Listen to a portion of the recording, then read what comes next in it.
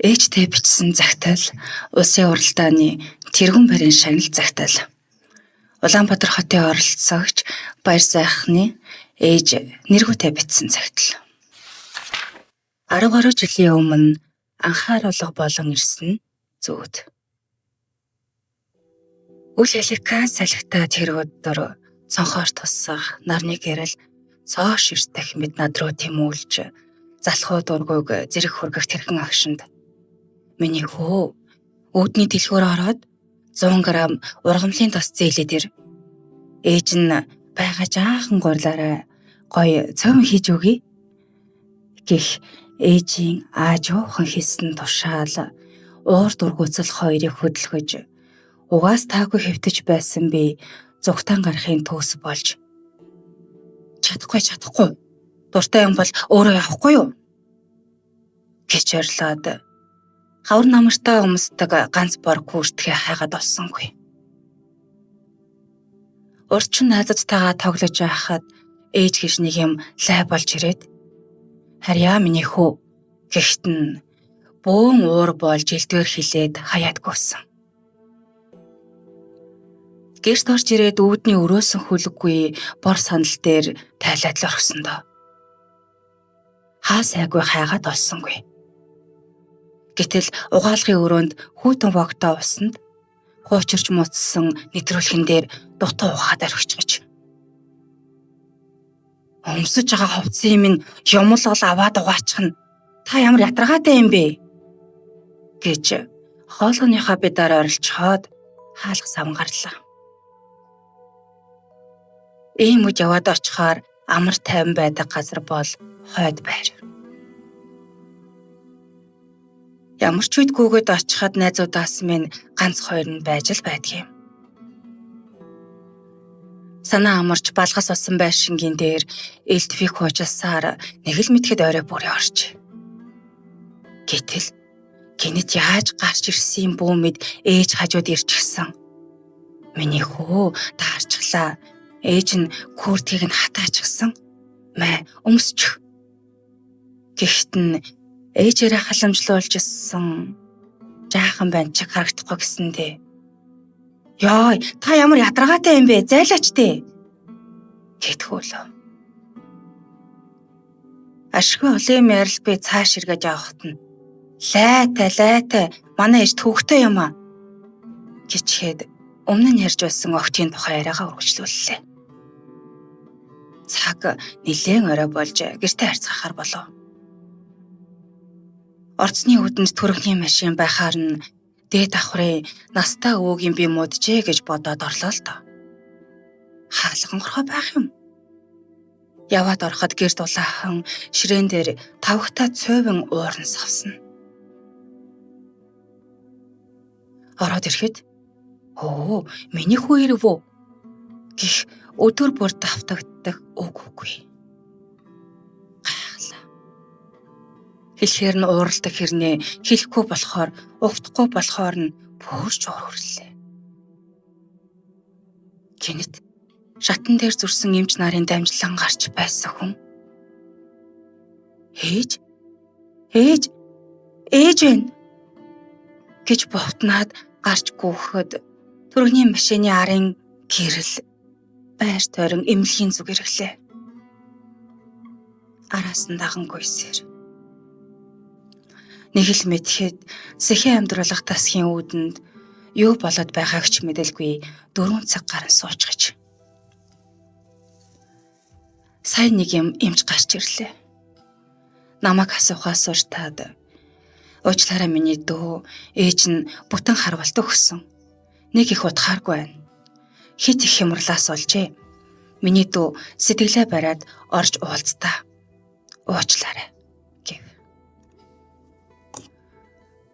Нөөрлөө хүнд юмар дисэх шиг зүрх рүү хурц зүйлэр сийжих шиг ухаан балгартаж уурах тарих үл итгэлийн гормоор ажиллаж эхэллээ.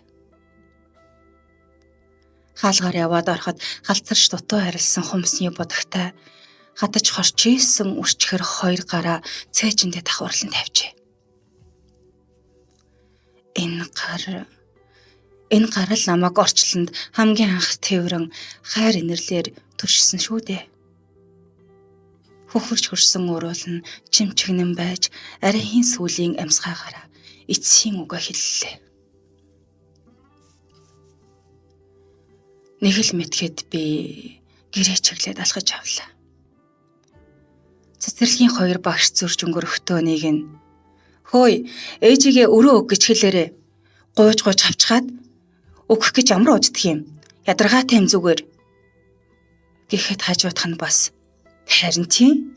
Надад ч бас өөртөө хүний өмнөөс амьдарч байгаа юм шиг балиар юмнууд" гэд зүрлөө.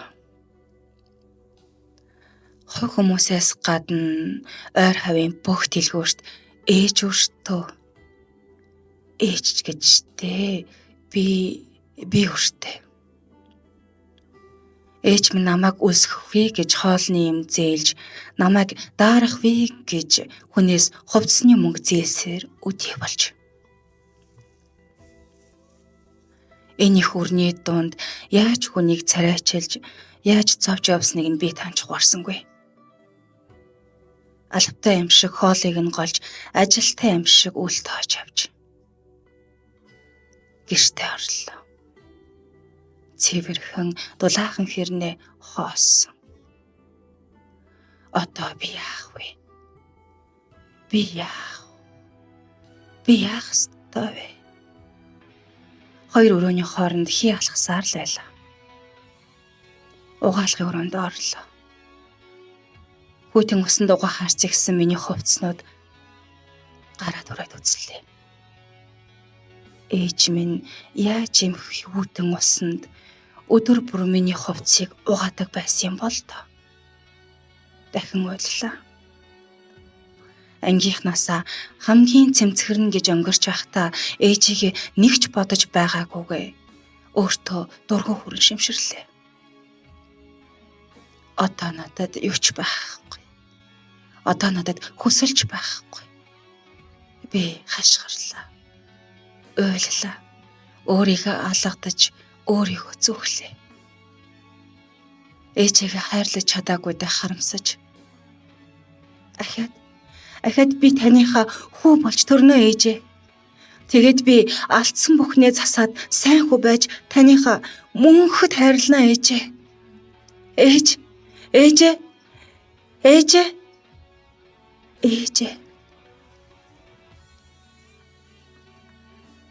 Хамаг хүс цаваад хацартаагаад шүс гоочж бас нүдэндээ нулимстай.